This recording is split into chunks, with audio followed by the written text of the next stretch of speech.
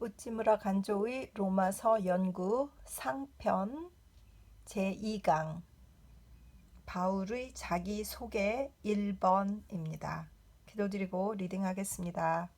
주님의 은혜를 진심으로 감사드립니다. 하나님 아버지, 우찌무라 간조 선생님의 평생의 명작인 로마서 연구를 읽게 해주셨습니다. 잘 읽어내서 주님께서 하나님의 백성된 우리에게 깨우쳐야 될 것들을 잘 깨우칠 수 있도록 주님 인도하여 주시옵시고, 위대한 우찌무라 간조의 로마서 연구가 길이 남아서 한 형제나 한 자매의 신앙에 도움이 될 수 있었으면 좋겠습니다. 먼저 읽는 제가 잘 읽어서 큰 은혜 받을 수 있도록 도와주시옵시고, 리딩 가운데 주님 함께하여 주시옵시고, 이 내용이 잘 전달될 수 있도록 도와주시옵소서. 감사드리며 고마우신 우리 주 그리스도 예수님 이름 받들어 기도드립니다. 바울의 자기소개 1번은 로마서 1장 1절에서 7절에 대한 말씀입니다.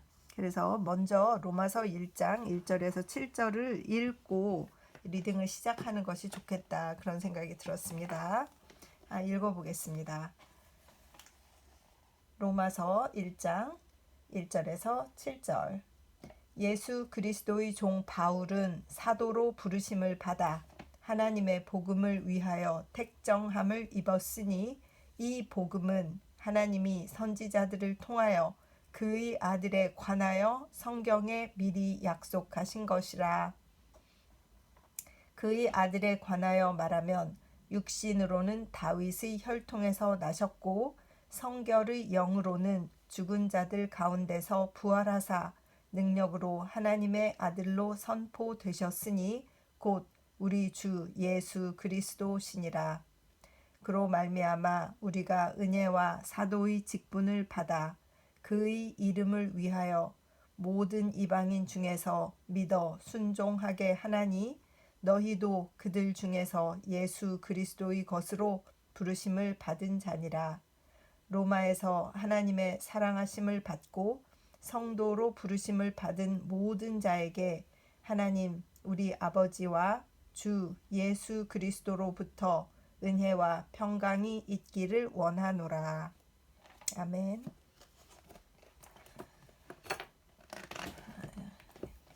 제1강의 마지막에 로마서의 개요에 관해 설명한 바 있는데 이제 이것을 좀 더 보충할 필요가 있다. 로마서는 질서정연한 일대 서신이다. 물론 현대의 서신과는 그 성질이 다르다.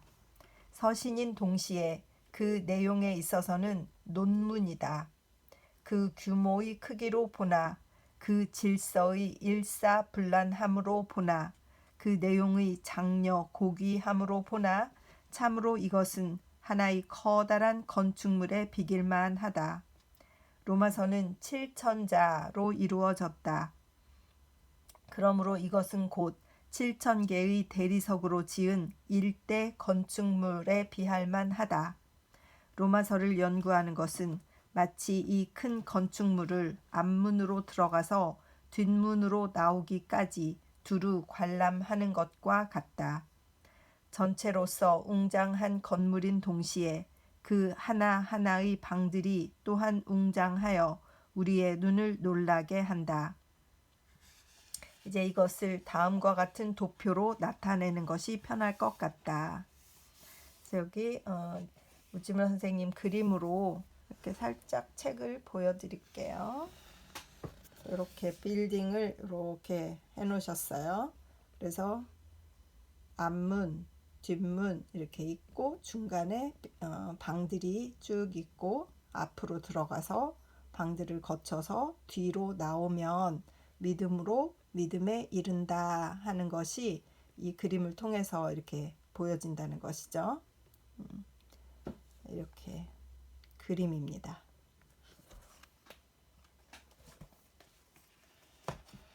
이 큰 건물에 들어가면 그 문에 의인은 믿음으로 산다는 표어가 붙어 있음을 볼 것이다.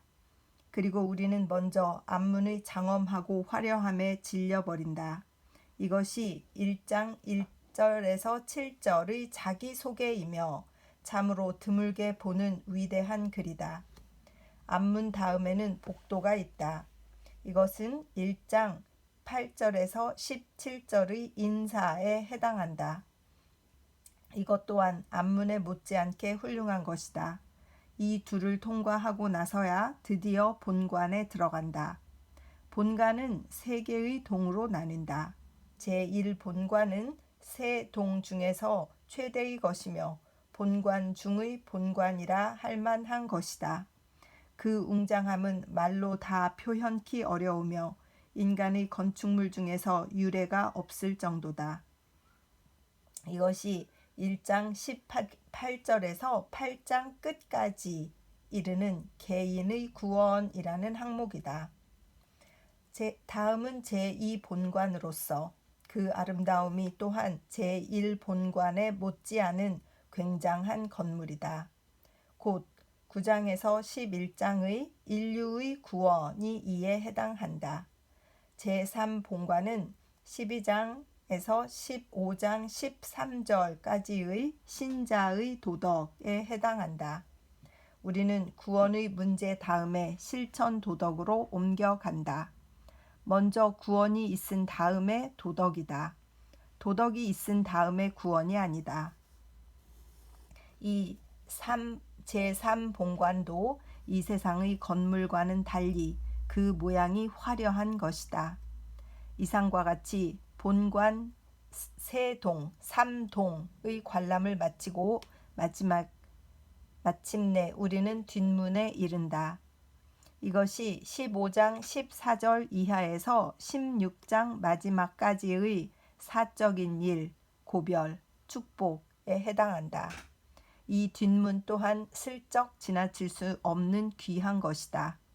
이렇게 뒷문을 나옴으로써 우리는 로마서라는 일대 전당을 다 관람하게 된다. 이 건축물은 참으로 믿음으로 믿음에 이르는 것이다. 이것을 이루고 있는 7,000개의 대리석은 모두 신앙의 대리석이다. 전장을 우러러 보아도 마루에 엎드려 보아도 벽을 바라보아도 어느 것 하나 신앙에 서지 않은 것이라고는 없다. 토대, 그것은 신앙으로 이루어졌다. 공기, 그것 역시 신앙의 향기를 풍긴다. 얼핏 보아 신앙으로 보이지 않는 부분도 자세히 살펴보면 분명히 신앙 위에 섰다. 참으로 주 예수 그리스도에 대한 신앙이야말로 이 큰 전당에 차고 넘치는 특징이다. 우리가 로마서를 강의하는 것은 청강자를 안내하여 위와 같은 큰 전당을 두루 관람시키기 위함이다. 만일 그 안에 있는 낱낱의 돌, 낱낱의 벽들에 대하여 자세히 설명한다면 그 관람을 쉽게 끝낼 수가 없다. 그러므로 하는 수 없이 중요한 부분의 설명으로 만족하지 않으면 안 된다. 로마서의 한 절 한 절의 상세한 설명은 주해자에게 양보하고 우리는 대체적인 정신, 중요한 곳, 골격을 이루는 사상의 설명으로서 만족하자. 유검스럽지만 시간이 허락하지 않기 때문이다. 먼저 앞문에 해당하는 자기소개의 부분, 곧 1장 1절에서 7절에 대한 연구를 하고자 한다. 이 부분은 겨우 7절로 이루어졌으며 원어 성서로는 94단어 괄호 열고 관사도 한 단어로 계산하여 괄호 닫고 영어 성서로는 127단어 괄호 열고 관사도 포함하여 괄호 닫고 일본어 성서로는 159자밖에 안 된다. 그러나 이 앞문은 이 세상에서 가장 아름답고 가장 귀하고 가장 좋은 재료로 만들어진 것이다. 곧 그 한자 한자가 모두 위대한 문자이다. 단어 하나하나가 모두 큰 뜻을 전하고 있다. 참으로 희한한 자기 소개이다. 사도라는 것이 하나의 큰 문제요. 이방인이라는 것이 또 하나의 큰 문제이며 복음이라는 것이 위의 두 가지 큰 문제보다 더욱 큰 문제다. 다시 그 아들 괄호 열고 하나님의 아들 괄호 닫고 우리 주 예수 그리스도라고 하면 문제는 더욱 더 커진다. 그 밖에도 위대한 골자와 중요한 사상은 연달아 나온다. 로마서 1장 1절에서 7절은 거대한 대리석을 겹겹으로 쌓아서 이루어진 비할 데 없는 장대한 문이다. 모든 위대한 음악, 위대한 시에는 우수한 서곡이 있다. 이 서곡 가운데 전편의 사상을 압축하고 있는 것이 명작의 특징이다.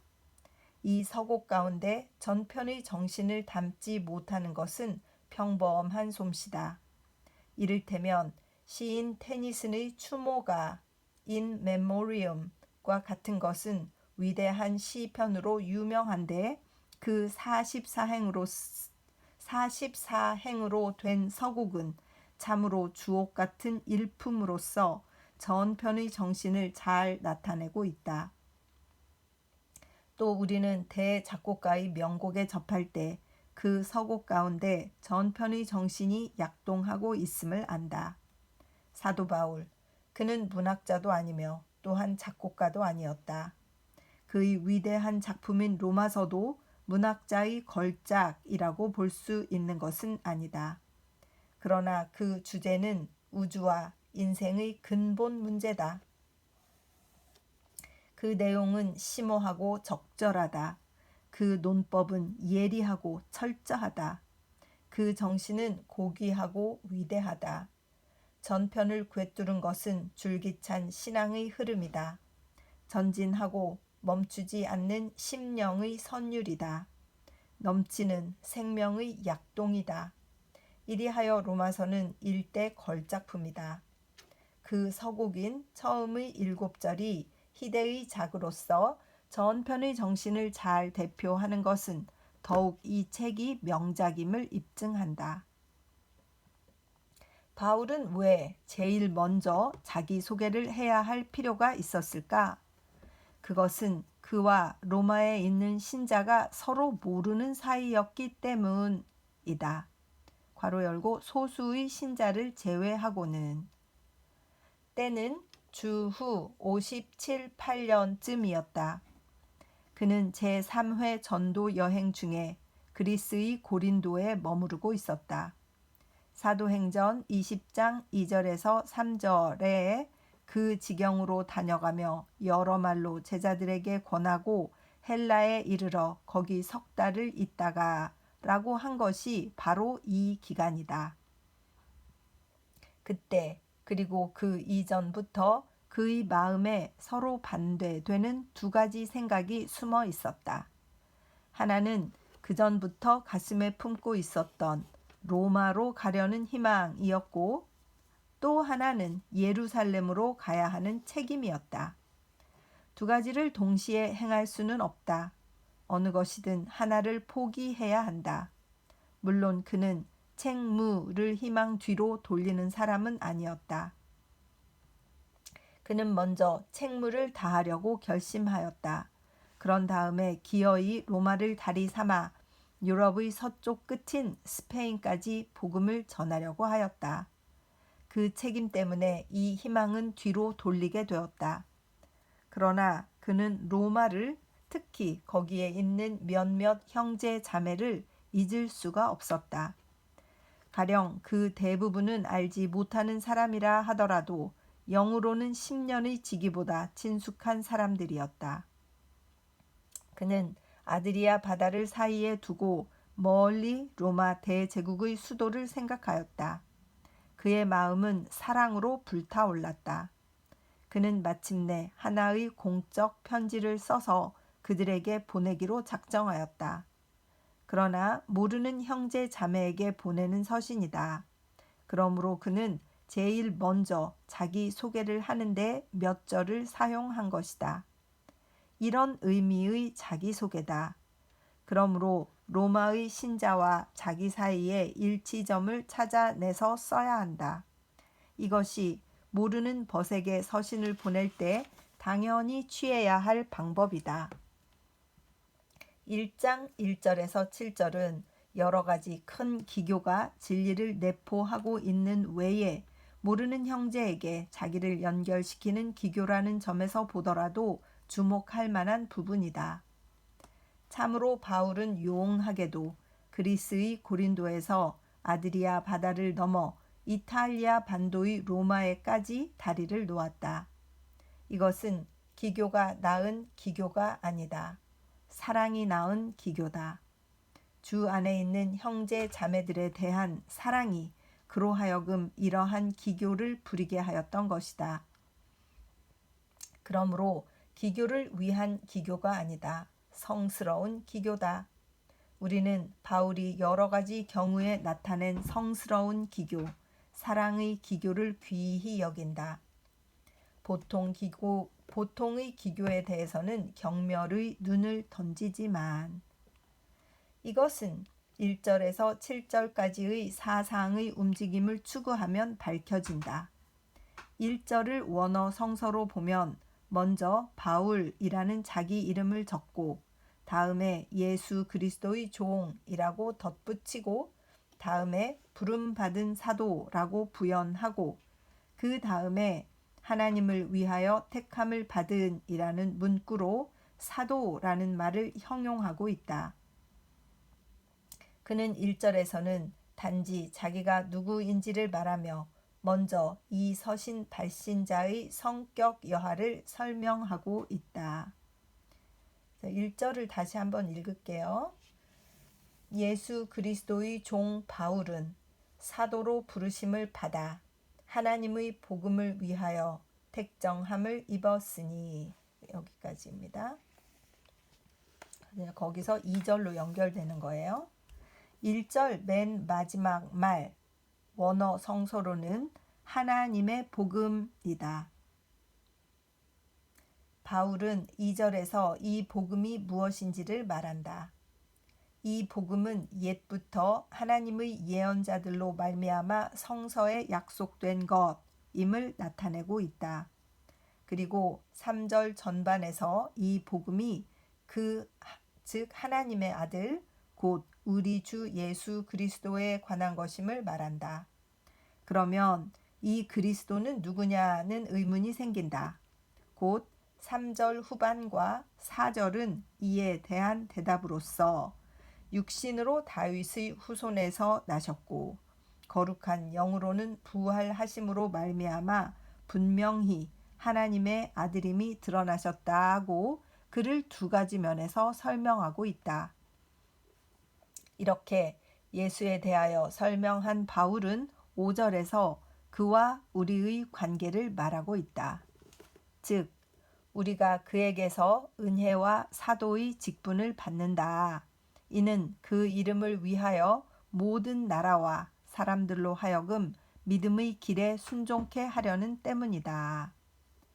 모든 나라 사람들이란 모든 이방 사람들을 의미한다. 그리고 이 모든 이방 사람이라는 말에서 로마 신자들에게 괄호 열고 그들도 또한 이방 사람의 일부였기 때문에 괄호 닫고 6절에 너희도 또한 그 사람들 가운데 있어 부르심을 받은 자이다 라고 씀으로써 이 서신을 받는 자의 성질을 밝히고 있다. 이와 같이 자기에게서 출발하여 드디어 로마의 형제들에게까지 미치어 그는 제7절의 말을 할 수 있게 된다.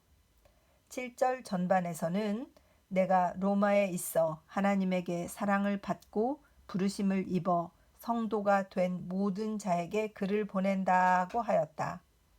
여기서 그는 마음의 손을 멀리 로마에까지 펴서 그곳에 있는 형제들과 악수를 나눈다. 1절부터 여기까지를 한마디로 말하면 바울이 로마의 성도들에게 글을 보내다이다. 사실은 이렇게 간단히 적어도 좋다. 그 좋은 예는 사도행전 23장 26절의 글라우디오 루시아는 총독 벨리스 가카에게 문안 하나이다. 이다. 그러나 바울은 로마의 성도들과 일치점을 발견하도록 사랑의 기교로서 이렇게 먼 길을 돌아간다. 첫머리에 먼저 바울이라고 자기 이름을 적은 후에 그의 펜은 한 낱말 한 낱말 차츰 멀리 곁길로 들어가는 것 같이 보였다. 그가 어디까지 빗나가는 것이냐고 독자는 매우 위태롭게 여긴다. 그런데 그는 멋진 솜씨로 6절에서 7절 전반에 미치어 마침내 수신자와 악수를 하고 말았다. 그리고 그는 최후의 축복의 말을 함으로써 이 특이한 자기 소개를 마쳤다. 즉 너희가 바라건대 우리의 아버지 하나님과 주 예수 그리스도로부터 은혜와 평강을 받으라고 7절 후반에서 말한다. 이 위대한 자기 소개에 대하여 영국의 성서학자 J.A. 비트가 한 다음의 말은 참으로 훌륭한 설명이라고 생각한다.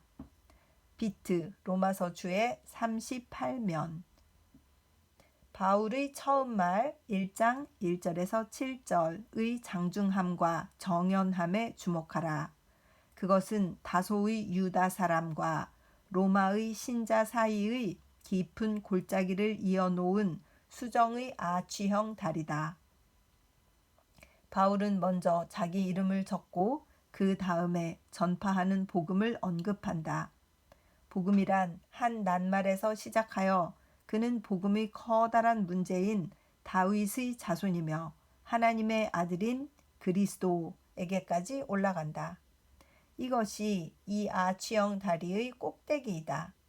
여기서 그는 다시 사도직에 대하여 한마디 하고 그 사도직의 활동 범위인 모든 이방 사람에 대하여 언급한다. 그리고 마침내 이 모든 이방 사람 중에서 로마에 있는 신자들을 발견한다.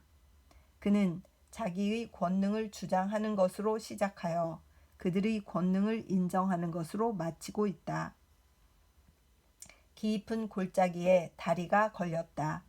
민족적 차별의 강을 넘어 그는 하나의 아치형 다리를 놓았다. 그것을 형성하는 하나하나의 부분은 산 진리이며 그 가장 요긴한 돌, 가로 열고 한가운데 놓인 돌, 괄호 닫고 은 사람이 된 하나님의 아들이다. 1장 4절.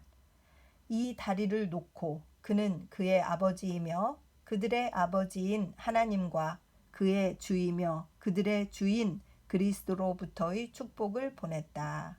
여기까지가 비트의 로마서 주해 1장에서 7절까지의 설명이네요. 참으로 아름답고도 가장 적절한 설명이다. 이 아치형 다리는 제1부는 예수 그리스도의 종 바울이다. 이것을 원어의 순서대로 하면 바울, 종, 예수 그리스도의가 된다. 바울이라고 먼저 자기 이름을 적고 그 다음에 종이라고 적고 그 다음에 누구의 종인가를 나타내기 위하여 예수 그리스도의라고 적은 것이다. 이같이 원어의 순서를 쫓을 때 이 말을 했을 때의 바울의 사상이 어떻게 움직이는지를 알 수 있다. 종이라고 번역된 원어는 doulos,로서 D-O-U-L-O-S로서 노예를 뜻한다. 바울은 자기를 예수 그리스도의 노예라고 하였다. 이것은 크게 주목할 일이다. 세상에는 예수의 제자라고 자칭하는 사람, 예수의 형제라고 자칭하는 사람, 예수의 친구라고 자칭하는 사람이 있다. 물론 우리는 그의 제자이다, 형제이다, 또 친구이다. 거기에는 아무런 잘못도 없다. 그러나 문제는 거기에다가 예수의 노예라는 관념을 더 보태느냐 그렇지 않느냐에 있다. 이 말은 우리가 그에게 절대적 복종을 해야 한다는 뜻이다. 만일 이 제4의 말을 제외한 채 단지 그의 제자라든지 형제라든지 친구라든지 하면 우리는 그에게 절대적 복종을 하지 않는다. 제자는 스승에게 완전히 복종하는 자가 아니다. 스승을 배반할 수도 버릴 수도 있다. 스승의 사상을 낡았다고 비평할 수도 있다. 세상에는 예수의 한 부분만 취하고 다른 것은 버리는 자가 많다. 그가 그 예수의 제자이면 그에게 몸을 맡긴 종이 아니다. 또 예수의 친구로서 그치면 어떤 때는 그의 말을 쫓고 어떤 때는 그의 말을 물리치며 또 내 편에서 그에게 충고할 수도 있고 그를 비평의 대상으로 삼을 수도 있다. 세상에는 그의 친구로 자처하는 자가 심히 많다. 또 예수의 형제로만 지내는 자 역시 마찬가지다. 도저히 전부를 바쳐서 그를 쫓는 자가 될 수는 없다. 우리는 예수의 제자가 되기도 하고 형제가 되기도 하고 친구가 되기도 한다. 그러나 무엇보다 그의 노예가 되어야 한다. 이것이 필수적인 제일 조건이다. 노예라 하면 주인에게 절대 복종해야 한다. 물에 들어가라고 하면 물에 들어가고 불에 들어가라고 하면 불에 들어가고 죽으라 하면 죽어야 한다. 주인의 명령이면 반드시 좇고 주인을 위하여 죽는 것을 자기의 명예, 특권, 행복으로 삼아야 한다. 크리스천은 그리스도에 대하여 이 같은 관계라야 한다. 참으로 날마다 십자가를 지고 그를 쫓을 결심이 있는 자라야 비로소 크리스천이 될 수 있다. 그의 일부에 복종하고 다른 데는 복종하지 않으며 그의 명령을 반만 복종하고 반은 복종하지 않으며 그의 명령을 어떤 때는 지키고 어떤 때는 지키지 않는 사람은 자기가 주인이고 주님을 자기에게 복종시키려는 자이며 자기를 비워 그를 섬기려는 사람이 아니다. 이런 종류의 사람은 그리스도의 제자이며 친구이며 형제일는지는 모른다. 그러나 그리스도의 종은 아니다. 그리스도의 종이 아니면 적어도 바울의 눈에는 크리스천이 아니다. 우리는 자기의 유형, 무형의 소유물 전체, 즉 그 생명까지도 주께 바칠 마음이 있을 때 비로소 크리스천이 된다. 바울은 누구에게도 머리를 숙이지 않는 사람이었다. 그것은 그의 전 생애와 그가 쓴 서신이 입증한다. 타인에 대하여 특히 자기를 누르려고 하는 자에 대해서 그는 극도로 강경하였다. 이 불굴의 기질은 그의 언동에 수시로 나타남으로써 준엄한 인상을 풍기게 하였다. 그런데 이 바울이 그리스도에게 대해서만은 절대 복종의 길을 택했다. 참으로 그에게 사람의 노예가 된다는 것은 죽기보다도 더 싫은 최대의 치욕이었다. 내가 차라리 죽을지언정 누구든지 내 자랑하던 것을 헛된 대로 돌리지 못하게 하리라. 고린도전서 9장 15절라고 한 것이 그가 평소에 품은 생각이었다. 그러나 그리스도의 노예가 되는 것은 그 무엇과도 바꿀 수 없는 최대의 영광이었다. 그는 치욕의 길을 택하지 않고 이 영예의 길을 택하였다. 우리도 그를 본받아야 한다. 인간의 노예는 결코 되지 말아야 한다. 어떠한 일이 있더라도 죽더라도 결코 되지 말아야 한다. 그러나 하나님의 외아들, 인류의 구주, 우리의 주인이신 예수 그리스도에게는 완전히 노예가 되어야 한다. 우리는 회개할 때 이런 결심을 해야 한다. 또 일생 동안 결심해야 한다. 그러면 우리는 그리스도의 노예가 되는 때에 우리가 존중하는 자유를 상실할 염려가 있는가? 아니다. 우리는 그리스도의 노예가 됨으로써 비로소 자유를 내 것으로 삼을 수 있다. 사람의 노예가 되면 자유를 상실한다. 그러나 그리스도의 노예가 되는 것은 자유를 확보하고 배양하고 참으로 나의 영원한 소유물로 삼는 길이다.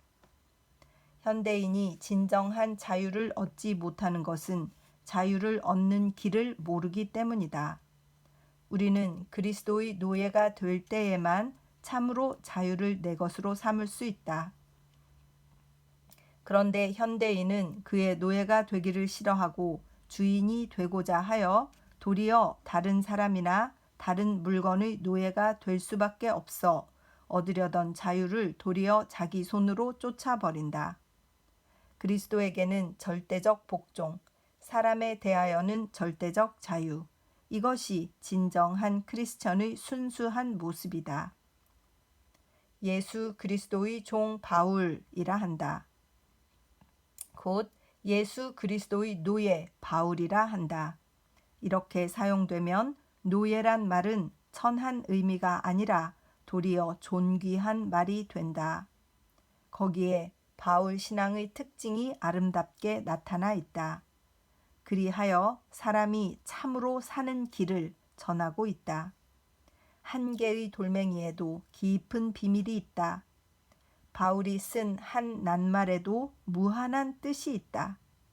우리는 먼저 로마서 첫머리에 나오는 한 낱말에 깊이 유의해야 한다.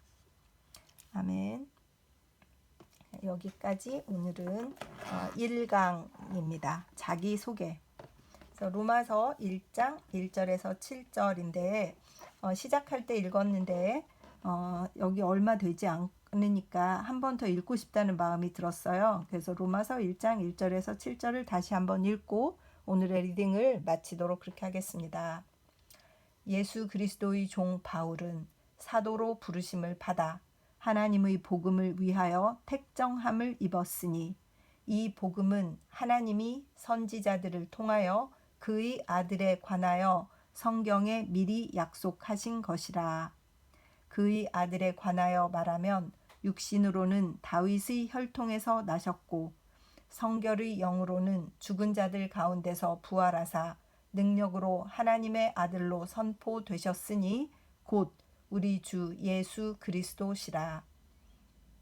그로 말미암아 우리가 은혜와 사도의 직분을 받아 그의 이름을 위하여 모든 이방인 중에서 믿어 순종하게 하나니 너희도 그들 중에서 예수 그리스도의 것으로 부르심을 받은 자니라. 로마에서 하나님의 사랑하심을 받고 성도로 부르심을 받은 모든 자에게 하나님 우리 아버지와 주 예수 그리스도로부터 은혜와 평강이 있기를 원하노라. 아멘. 그래서 1강 우찌무라 선생님이 그 위생회관 일본의 그 당시 아주 만족해 하셨던 그 강당에서 하신 우찌무라의 로마서 연구 제2강 자기소개 부분을 잘 읽게 되었었습니다. 기도드리겠습니다. 주님 은혜를 감사드립니다. 로마서 연구 자기소개 잘 읽었습니다. 사람의 노예가 되는 게 아니라 예수 그리스도의 노예가 되는 것이 얼마나 고귀하고 얼마나 자유를 확보하는 길인가 하는 것을 깨닫게 되었습니다. 주님, 우리도 예수 그리스도의 종이 되게 하시고 그저 친구나 그저 제자가 되는 것만이 목적이 아닐 수 있도록 인도하여 주시옵소서. 듣는 분들이 내용을 서로 잘 이해할 수 있도록 인도하여 주시옵소서. 감사드리며 우리 주 그리스도 예수님 이름 받들어 기도드렸사옵나이다. 아멘.